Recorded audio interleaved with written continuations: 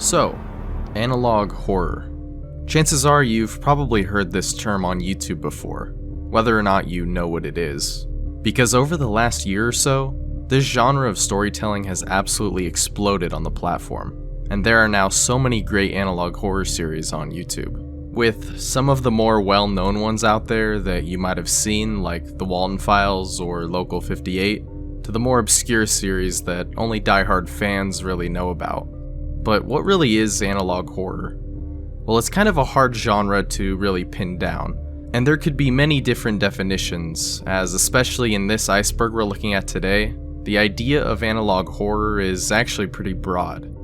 Analog horror is kind of similar to the found footage horror genre, although it takes a spin on that and is usually related to TV broadcasts or old school VHS tapes, as it's stylized in a way to portray a feeling. That kind of disturbing, nostalgic nature that comes with grainy footage that looks, well, like from analog media way back in the day. And these web series are focused on evoking that same feeling, which can really make these projects feel not only creepy, but also authentic and fairly realistic. So today, we're going to be breaking down the analog horror Iceberg.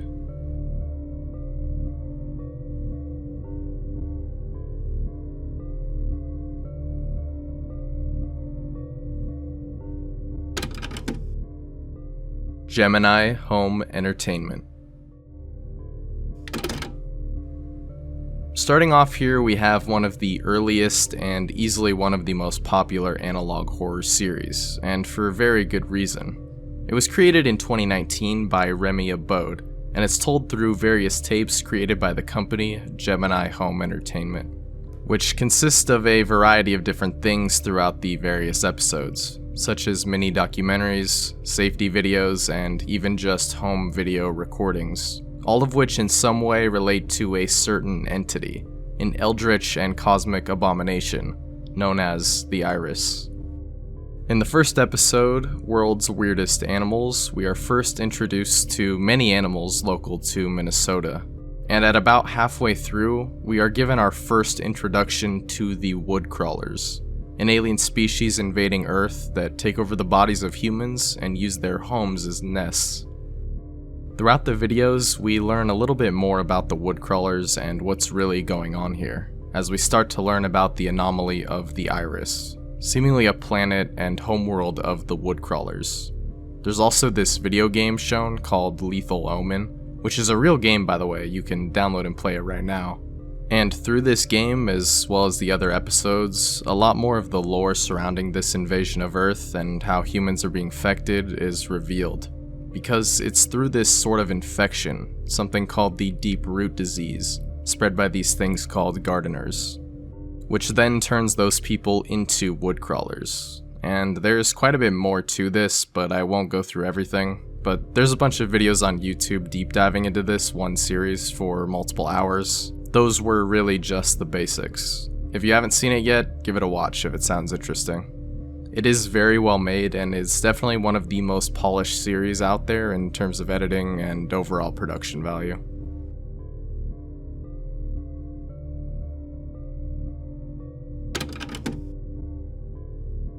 Local 58.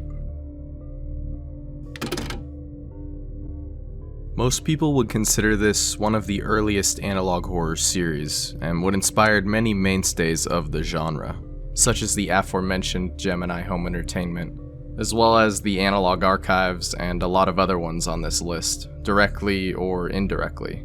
Also very interestingly, this series is actually tied to the Candle Cove creepypasta, and is created by the same guy, Chris Straub, with this series depicting the fictional channel Local 58, which is where the show Candle Cove appears on in that story. But what is Local 58? Well, it's presented as found footage of a public access TV channel called Local 58 that is located in Mason County, Virginia.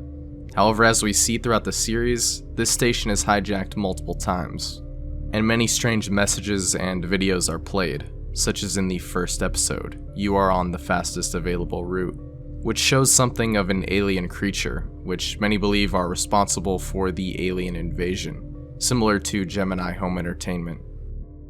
The most disturbing and infamous video is episode 2, Contingency, which plays a message on the station from the American government in which its citizens are told that they have lost a war, and in order to maintain their American dignity, they must themselves and their families.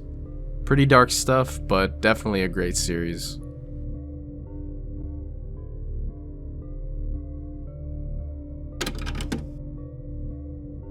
The Walton Files. Again, we have another super famous one, The Walton Files. This is one of many analog horror series inspired by Five Nights at Freddy's, and this is probably the most well-known of them all.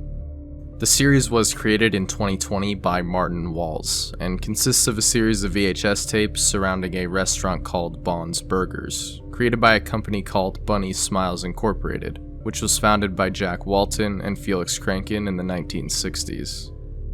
The series itself starts with an introductory tape that is made for new employees, specifically facility caretakers, who are hired to maintain and repair the animatronics. We also see in this video that it's not just an introductory tape, but rather this video is a compilation of tapes spliced together, including found recordings and other disturbing imagery and animations. What follows is a story very similar to that of Five Nights at Freddy's, involving the presumed death of one of the founders who ends up possessing one of the mascots, that being Bon Bunny, as well as many others dying and being stuffed into the animatronic suits, and further possessing those animatronics, before the restaurant is eventually shut down and abandoned, not long after it first opened. There's not too much else to say here for the basics. There's literal icebergs dedicated to this series if you want a deeper dive, but for now, just know it's a really well-made analog horror experience.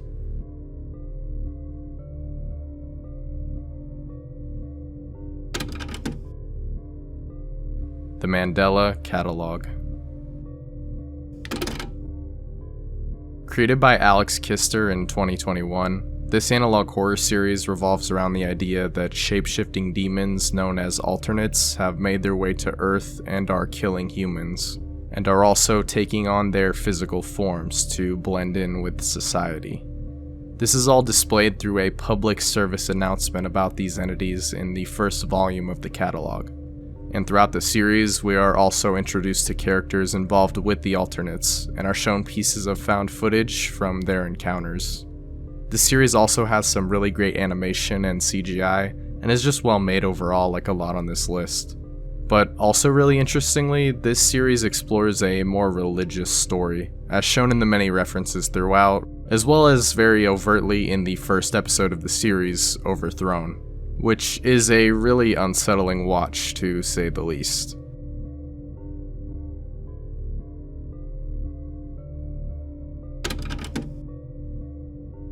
The Backrooms.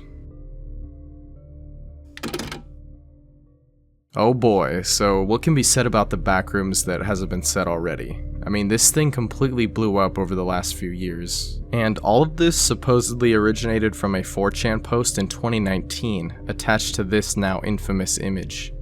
Now there's full-blown lore written for just about every aspect of it that you could think of. It's like a new generation of SCP. And in regards to analog horror, there are quite a few adaptations and videos by many different creators.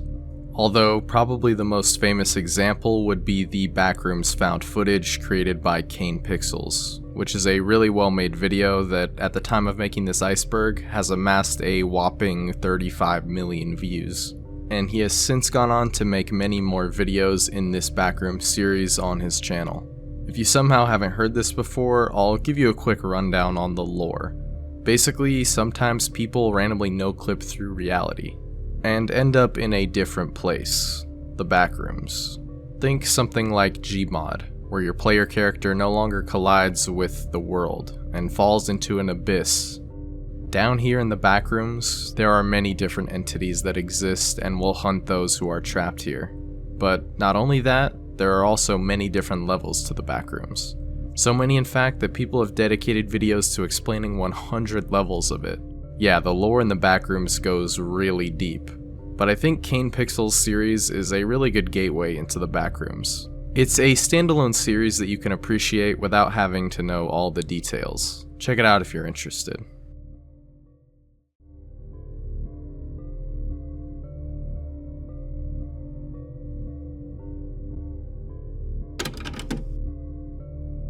Agamemnon Counterpart. Now I'm sure a lot of you know about this because this one is really old. I mean, this video was released in 2006, but yeah, I mean, it does kind of fit in the definition of analog horror, even if it's only one short video and not really a full series. Even still, people have been talking about this video since its release and still do to this day. So, what makes Agamemnon Counterpart so interesting? Well,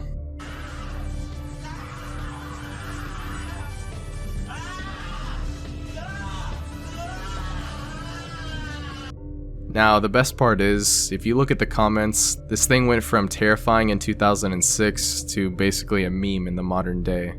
Also, I guess this is technically the first real analog horror video, at least as far as I know. But what's going on here? Well, it's kind of incomprehensible, to be honest, as you just witnessed. We see text that reads, quote, "In the year 2571, a video cassette tape was found in a pile of rubble on the ruins of a certain blue planet. What you are about to witness will not be the contents of the aforementioned cassette.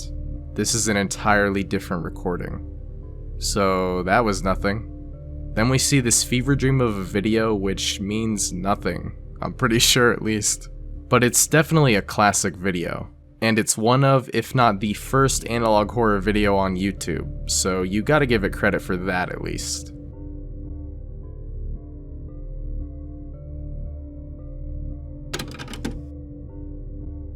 Analog Archives.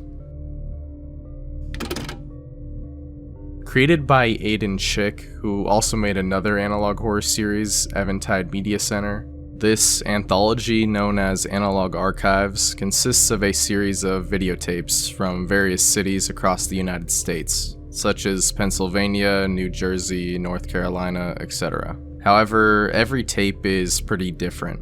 One is an instructional tape, another a news broadcast, security footage, a recording of an old N64 game, you get the idea. The thing with these tapes is that all of them contain some strange and unnerving content. For example, in episode 1, we see an instructional video on how to properly use a television set. However, in the video, it describes how TV signals can be hijacked, and disturbing and harmful imagery can be displayed, and it tells the viewer that if this is encountered, you must turn your TV off immediately, otherwise there can be serious health consequences, including death. And I think what I really like about Analog Archives is a lot of it doesn't have to do with disturbing imagery necessarily. A lot of it just comes from the unsettling text displayed along with the eerie editing style. And I quite like that more low-key kind of horror. It's honestly a lot more, I guess, realistic or genuine in a way. And it really creates a kind of unique feeling.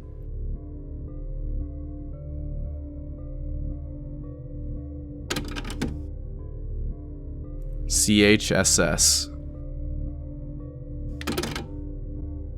This has been described by some as the first true analog horror series on YouTube, or at least one of the earliest, as the first episode aired in January of 2016. So what is CHSS? Well, its narrative is told through a series of strange advertisements and other supplemental media and archives, which are related to a channel called CHSS. And it seems CHSS is actually funded by the US government through a program known as the Psychological Survey Initiative, which is described in a video as a way of evaluating the mental health of US citizens. Throughout the videos, we also see the psychological tests, which are done through listening to loud tones and looking at sequences of specific colors. We are also given tips on mental health, as well as even shown the pharmaceuticals that are used for treatments. But there's a lot more going on here, such as the account of one of those people treated by CHSS, as well as some strange splicing of World War II footage that is present in the tapes. But I'll leave the rest of the exploring of this series up to you.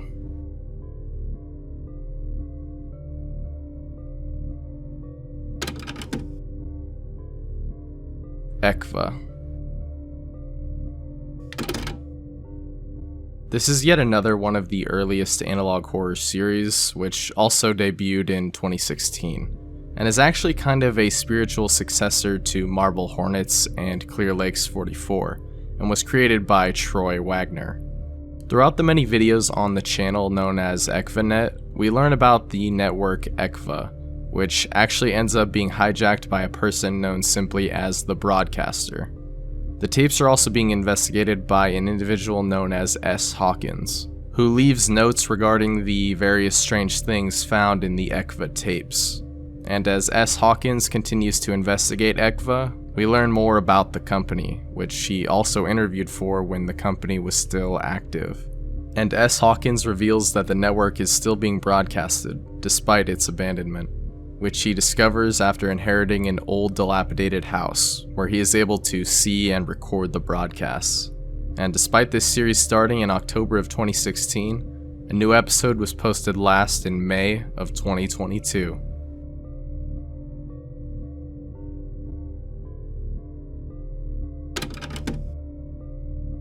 FNAF VHS.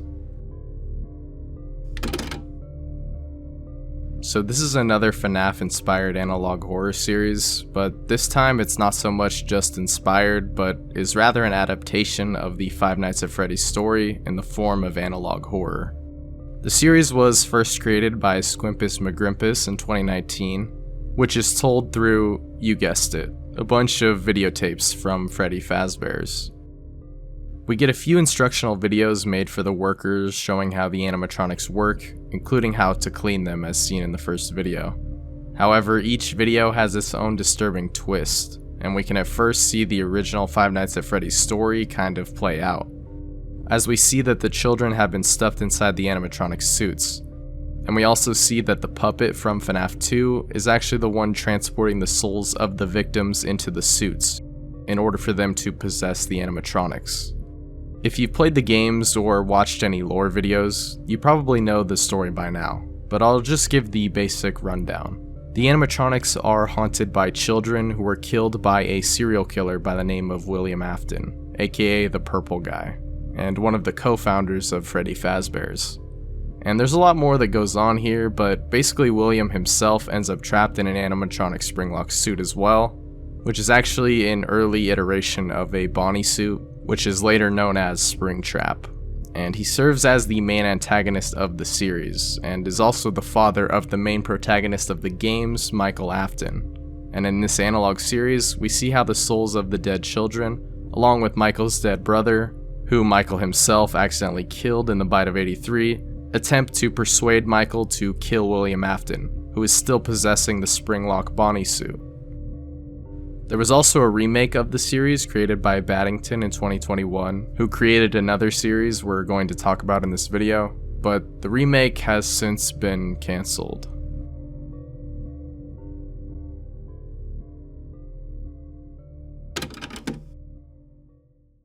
Ghostwatch.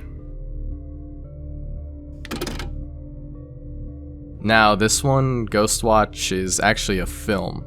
One of the first of its kind, as it predates even the Blair Witch Project, which is said to be one of the biggest inspirations for analog horror today. This film, first broadcast on Halloween of 1992 on the BBC network, was a 91-minute found footage style documentary film that centered around the investigation of a house supposedly haunted by a poltergeist in London. However, interestingly, the film was presented as a live television broadcast of the investigation. And at first, the crew that's present don't really take the haunting of the house seriously, but over time they start to find out that the ghost, nicknamed Pipes, is all too real. At least in the story. And this film was truly ahead of its time in many aspects, and inspired not only Blair Witch, but in a way, the analog horror we now watch today.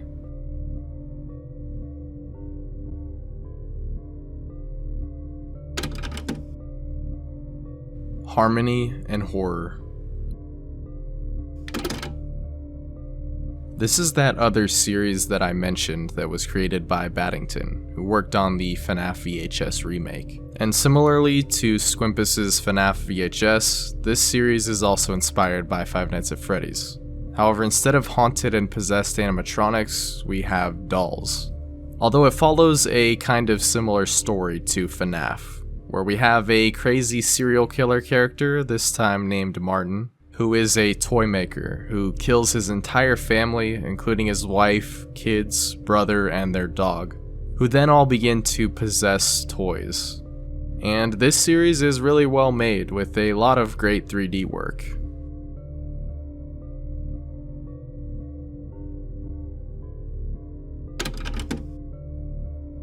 Max Headroom hijacking. Now, many of you probably know about this, but this was actually a real incident that happened. One that occurred on November 22nd, 1987, where 2 television stations located in Chicago were hijacked by still unidentified perpetrators. The first intrusion happened on a sports segment and only lasted for about 28 seconds before it was cut off. In the video, we can see someone wearing a Max Headroom mask on camera, while a loud buzzing sound can be heard before it cuts to black. But that same night, another station was hijacked by the same perpetrators. This time, the man in the Max Headroom mask can be heard speaking.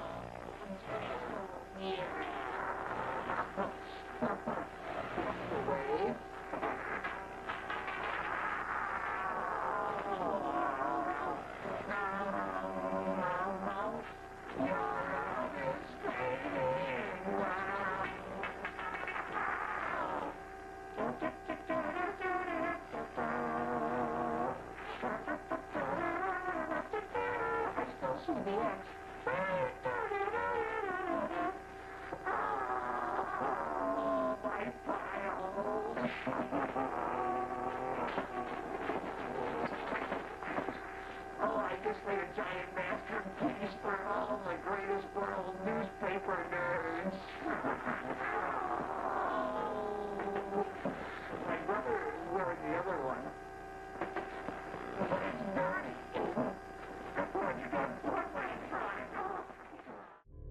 Now, these 2 hijackings are no doubt very creepy, and not only has no one involved been identified, but no one has really claimed responsibility either, despite the statute of limitations on this crime being surpassed all the way back in 1992. Although there have been theories made on who could have done it, with some pointing to possibly disgruntled employees of the stations, or even an underground hacking community located in or around Chicago, Illinois. Definitely one of the most interesting ongoing mysteries today, at least when it comes to strange media.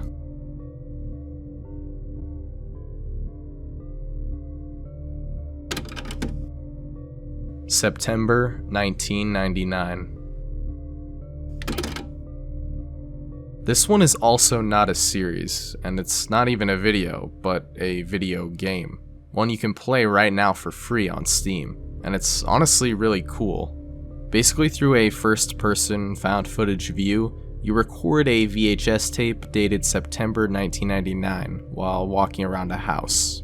And let me just say, first of all, these graphics are insane. Visually, this game is truly something to behold. Through the lens of this camera, the game almost looks photorealistic. Anyways, the way the game works is the tape lasts for exactly 5 minutes and 30 seconds. That's how long you have to walk around, and you stay in the same location, in this house for that time. But the date changes as you play, revealing more and more dark secrets. And after the 5 minutes and 30 seconds are up, it abruptly cuts to September 30th, with the camera on the ground, and the sound of a chainsaw revving in the background. And I really like the more subtle approach to this game. The horror comes from a feeling, a creepy tone and atmosphere that the game is able to portray here. No jump scares, just 5 minutes in 1999. Okay, I don't really know what that means, but it just sounded dramatic, so we'll leave it in the script.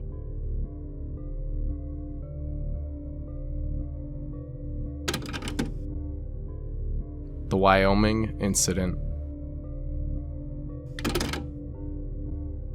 Originating from a creepypasta, this story in ARG is truly a pioneer. Some regard it as one of the earliest, if not the first, creepypasta ever, and it's also considered the first horror-based internet ARG. Now, the story is that during a broadcast on a Wyoming news station, there was a signal hijacking that took place, which played a disturbing video with ominous text and strange images. It was reported that this broadcast caused some of the local residents to have hallucinations and headaches after viewing. Now, the ARG aspect of this isn't really all that interesting in comparison. It essentially took shape in the form of an old message board called the Happy Cube, where users talk about cubing, which I guess is the activity of hunting people down and killing them. So yeah, a form for serial killers. And it really only gets more confusing from here, so I guess I'll leave it at that.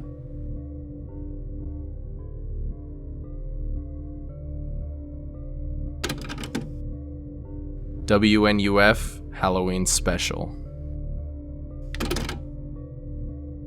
This is another film similar to Ghostwatch that could also be considered analog horror, as this 2013 film is presented as a true recording that took place on October 31st, 1987 for the TV station WNUF. And the film follows a TV reporter named Frank Stewart, who along with 4 other people investigate a haunted house, where a man and wife were murdered by their son due to him being commanded by a demon summoned from a Ouija board. In the beginning, they are skeptical, just like in Ghostwatch, and similarly, they are proven wrong. However, this film definitely isn't as scary. I mean, it's actually considered a comedy horror film, so there's that. It's not really meant to seem like a genuine recording, but is rather a love letter to VHS and public access television, as stated by the director.